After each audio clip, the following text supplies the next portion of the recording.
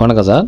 Real agent GK பேசுகிறேன். இப்போ நம்ம பார்க்குற வீடு சார் அரியாங்குப்பத்தில் ஏற்கனவே ஒரு வீடு ஒன்று போட்டுறோம் சார். அரியாங்குப்பம் சிக்னல் இருக்குது இல்லைங்களா, பைபாஸ் சிக்னல், அந்த சிக்னலை தாண்டி கொஞ்சம் தொலைவில் இந்த வீடு. இது பார்த்தீங்கன்னா ஏற்கனவே விலை சொல்லியிருப்பாங்க, 85 லட்சம் அப்படின்னு சொல்லியிருப்பாங்க. அது இப்போ கொஞ்சம் குறைக்கத்தான்றத நீங்கள் ஓனர்கிட்ட பேசிங்க. ஃபினிஷிங் பண்ணிட்டாருங்க. கபோர்டு ஒர்க்லாம் பண்ணலைங்க அவர், ஏன்னா எல்லாம் ரேட்டு கம்மியாக கேட்குறீங்க. கபோர்டு ஒர்க் பண்ணல, ஏற்கனவே சொல்லியிருந்தேன் கபோர்டு ஒர்க்லாம் பண்ணி கொடுப்பாங்கன்ட்டு அவர் பண்ணலை. ஆனால் ரேட்டு குறைக்கிறதுக்கு சான்ஸ் உண்டுங்க. 85 லட்சம் ஏற்கனவே சொல்லியிருந்தேன் இந்த வீட்டை.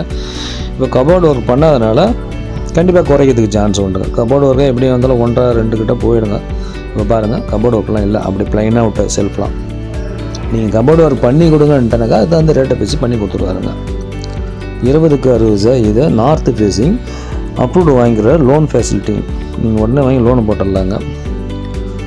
அதுக்கப்புறம் பார்த்தீங்கன்னா கட்டிட்டு இருக்கிற புது வீடுங்க, வாசுபடி உள்ளே பார்த்தாங்க நல்லா தான் இருந்ததுங்க.